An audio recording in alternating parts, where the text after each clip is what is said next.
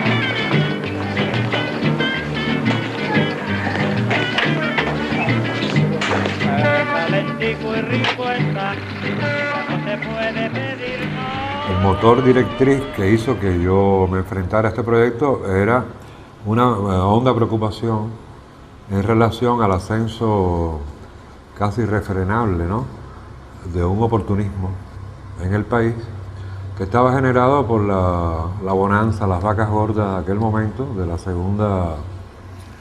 el segundo quinquenio de los años 80, fue un momento de cierto esplendor. Yo dije, bueno, vamos a hablar de esto, y para evitar los escollos de la censura, para que nadie, ninguna institución, pues tú sabes que ha ocurrido que has hecho una película en que un médico comete tal error, o que una enfermera, y entonces Salud Pública pues protestaba, o si no el Ministerio tal de Relaciones Exteriores, o el Ministerio del Azúcar, porque no podía ocurrir que en la plantilla de esas instituciones pues hubiera personas que hicieran actos execrables. En fin, toda esa tontería de los ecos de cierto estalinismo cultural que desgraciadamente llegan hasta hoy día. A pesar de todo lo que hemos sufrido, parece que no acabamos de aprender la lección.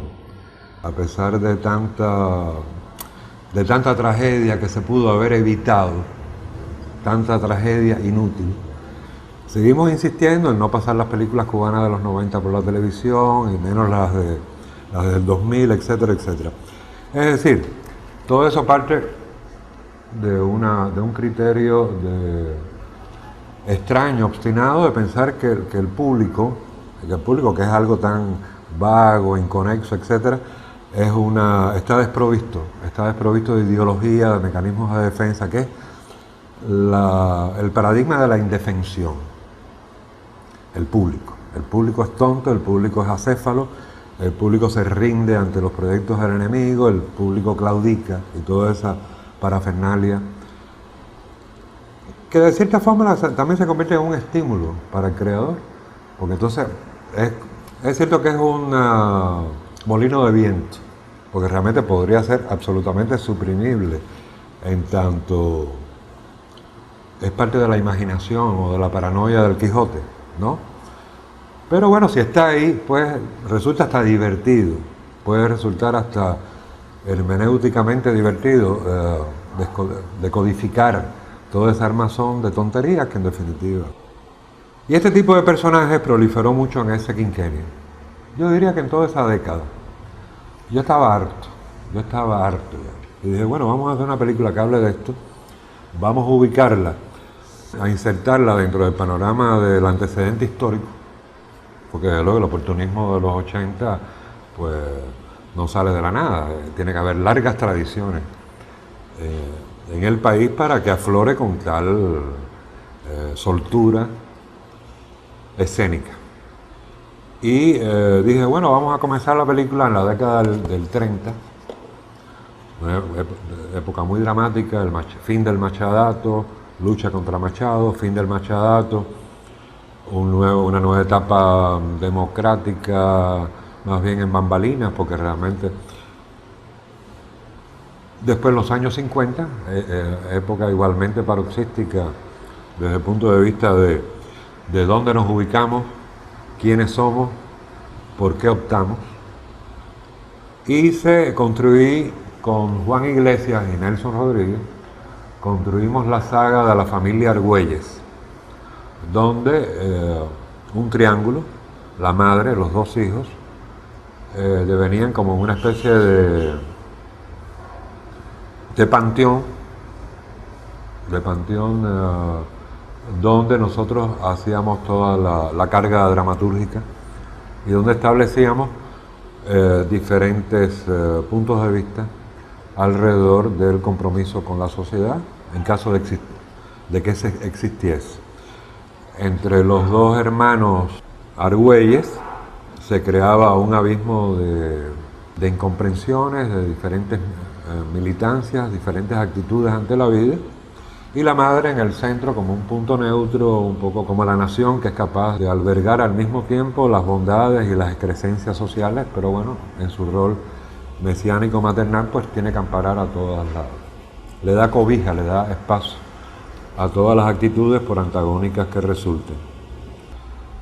Yo venía por otro lado de haber repasado en mi vida personal un muestrario también bastante crítico que me ponía sobre aviso con la condición humana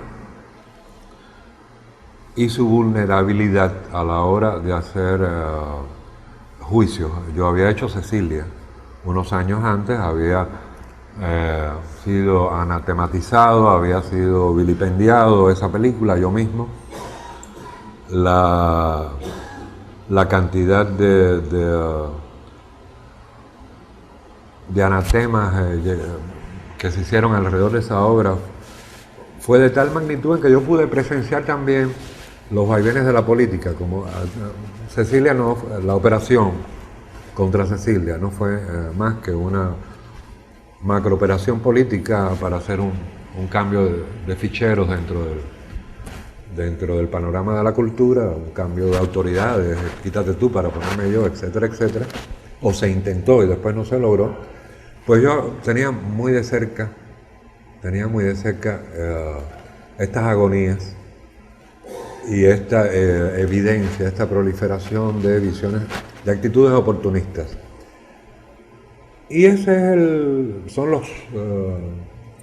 los detonantes para la existencia de la película.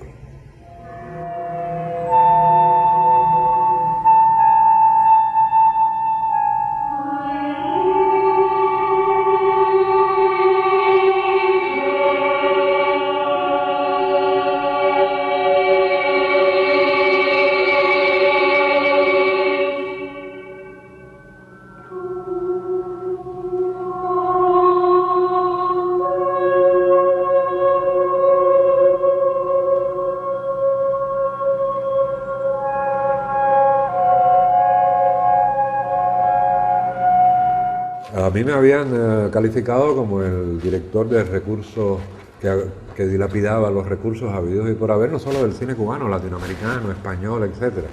Una fama que me acompaña hasta hoy día. A despecho que llevo 5 años bregando con la idea del cine pobre. Lo cierto es que parte de los estigmas que acompañó la promoción en contra de Cecilia, uno de ellos se basaba en los altos costos de producción, que yo había dilapidado el Arca Nacional, era casi como un enemigo público.